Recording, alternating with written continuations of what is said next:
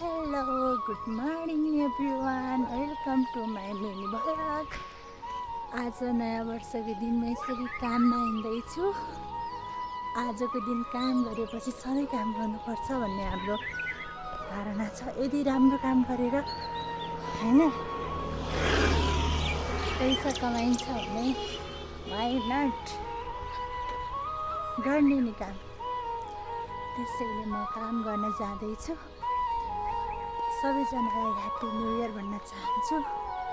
मलाई जहाँबाट हेर्दै हुनुहुन्छ, देश विदेश स्वदेश जुनसुकै कुनाबाट मेरो यो छोटो मिनी भ्लग हेर्दै हुनुहुन्छ, सबैजनाले ह्याप्पी न्यू इयर भन्नुहोला।